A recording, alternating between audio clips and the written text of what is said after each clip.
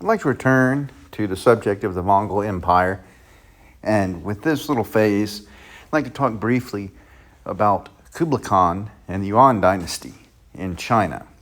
Now, Genghis Khan, after unifying the different tribes of the Mongol people of the steppe, some of the tribes were Mongolian, some were Turkic, he fused them into one giant empire. And of course, these were the fiercest warriors, cavalry warriors on the planet. They were the best horsemen on the planet, and they were an extraordinarily formidable military force. After unifying the different tribes of the Mongol steppe, he determined to conquer parts of what we traditionally would call the civilized world, particularly China. China at the time was divided.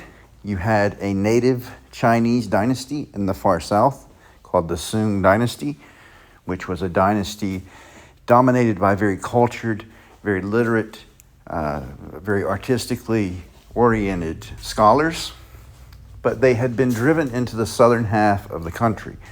Northern China was ruled by two different groups of people. The first group were called the Jurchen, which come from what's now Manchuria, and they're ethnically related to Manchus, who would later establish the Qing dynasty in China. And we'll talk more about those in a little while. But the Jurchen had managed to conquer northern China, northeastern China, and they called this the Jin dynasty. In the west of China, you had a Proto-Tibetan tribe called the Tanguts, Tanguts in Roman letters. The Tanguts occupied what we would now call Gansu in China, and they established the Xixia dynasty. And these two polities were foreign governments ruling a largely Chinese population. Since Chinese civilization was divided into three different polities, two of which were foreign in origin and thus didn't enjoy the natural loyalty of the majority of their populations, Genghis Khan found it very easy to break through the dilapidated Great Wall. He conquered the Xixia kingdom and he conquered the Jin in the north. He did not conquer southern China. The Yangtze River was a formidable barrier, and the Chinese were excellent at naval warfare. And the Yangtze River is so wide that you had to, it was a serious undertaking crossing it, and it required a navy if you were being opposed from the other side. If you recall, during the video on the Three Kingdoms, the Battle of Chibi, or the Battle of Red Wall, was a giant naval battle in which the northern Chinese general Cao Cao, his fleet was burned by the alliance of Liu Bei and Sun Quan, two of the great heroes, if you remember the Three Kingdoms video. So to cross the Yangtze required a great amount of naval power, and the Mongols weren't experts at naval warfare because they lived about as far from the ocean as was conceivable. So southern China remained outside of Genghis Khan's control. He did march west, though, and destroy the Khwarezmian Empire, which was a Persian empire in what's now Iran and Afghanistan. The reason for this is that Genghis Khan had originally wanted to establish strong relations with the Khwarezmian Empire, but the Shah, very, very, very, very foolishly and arrogantly, put to death Mongol ambassadors, and to make things worse, he shaved off their beards, which was a great insult. The worst thing you could possibly do to the Mongol ambassadors. Genghis Khan himself said it would have been better off if he had castrated them. He was infuriated, and he sent his troops against the Khwarezmian Empire and utterly destroyed it. And this would have very, very far-reaching impacts, a very, very far-reaching impact today. Contemporary Iran is still affected by the brutality of the Mongol conquest.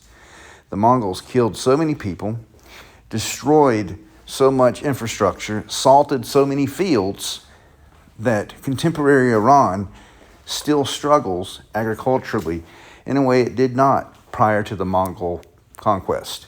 If you look back in antiquity, Iran, Persia was a very, very, very, very fertile part of the world. Not the case today. It's oil rich and it has many resources and a great deal of animal husbandry, but it has never since regained its agricultural primacy that it once had. Genghis Khan's successors in Persia, the Ilkhanate, would eventually sack Baghdad, which at the time was one of the greatest cities in the world. And the slaughter, the destruction of Baghdad was so utter that the city never regained its prominence as one of the world's great capitals. And again, this is a testament to the sheer destructive power of the Mongol horde. And we can look at this quote by Genghis Khan from The Secret History of the Mongols that was actually modified and put into a movie called Conan the Barbarian. If you remember, Arnold Schwarzenegger's character Conan actually says this when he's asked, what is the greatest thing in life? Genghis Khan says, the greatest joy a man can know is to conquer his enemies and to drive them before him, to ride their horses and to take away his possessions, to see the faces of those who were dear to them bedewed with tears, and to clasp their wives and daughters in his arms. So we can get an idea of Genghis Khan's value system, and he was a very effective ruler, mind you. Genghis Khan had originally designed to wipe out the population of North China and use northern China as pasture land for horses, so that the Mongols could expand their territory south. He was dissuaded against this by an advisor, Yalu Chukai, who was of Jurchen ancestry, who informed him that he would be much better off taxing the Chinese population for their great wealth. So this is what he determined to do. His grandson Kublai took this further and actually adopted the role of a Chinese emperor, establishing what we call the Yuan dynasty. The Yuan dynasty, Kublai ruled as Great Khan, but he also ruled as emperor in the traditional Confucian style. So he reestablished all of the traditional imperial institutions, the examination system, all of the departments, all of the different aspects of Chinese rule.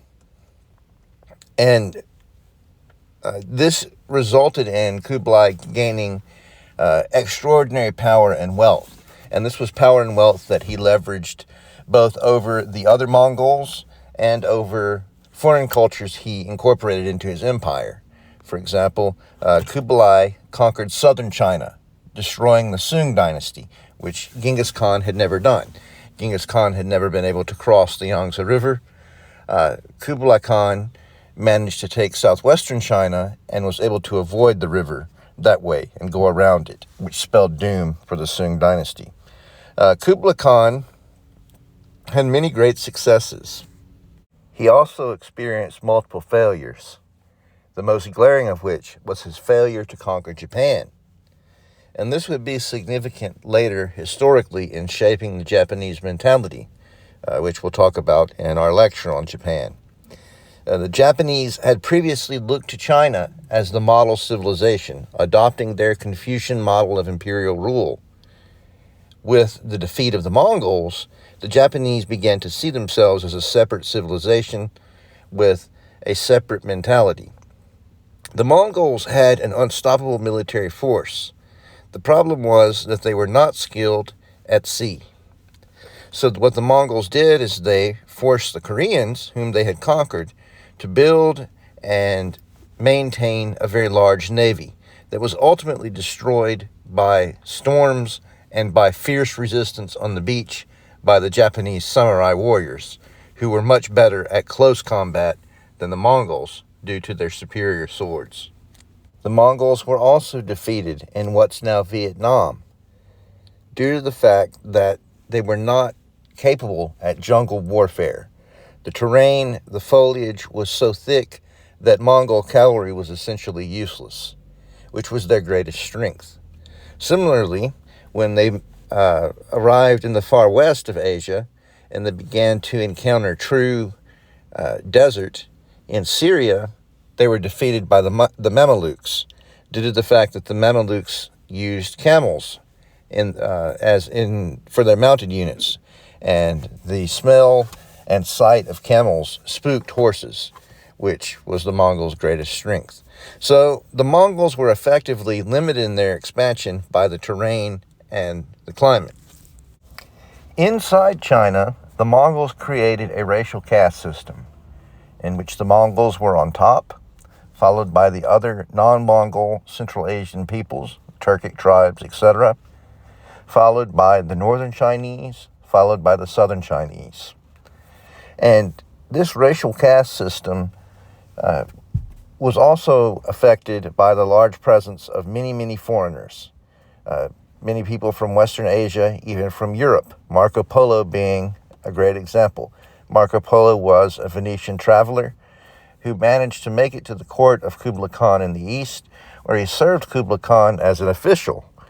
And many people, after his return to Europe, did not believe the things that he had observed in China, how large-scale the society was, how many people there were, how vast the power of Kublai Khan was.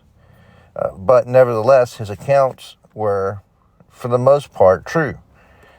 And this helped spark an interest in East Asia in Europe at the time. One of the things that Marco Polo brought back with him was pasta.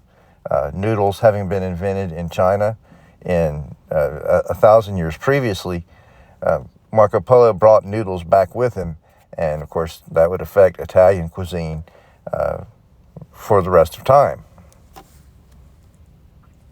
Finally, what I'd like to conclude about the Mongol Empire is that its major significance was in unifying vast swaths of territory and linking East and West together like had not been done previously. We talked about the Silk Road established during the time of Han Wudi in the Han Dynasty. It was during the Mongol era that the Silk Road became truly secure, and massive amounts of long-range trade developed, linking Europe, North Africa, and Asia in a way that had not been done previously.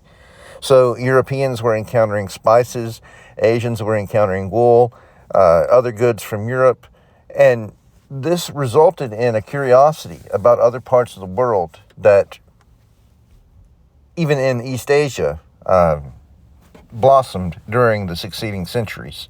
And of course, this would eventually lead to the age of transoceanic travel and different European states establishing oceanic empires all over the world, in part due to the hunger that was sparked during this period for Asian commodities and access to Asian markets.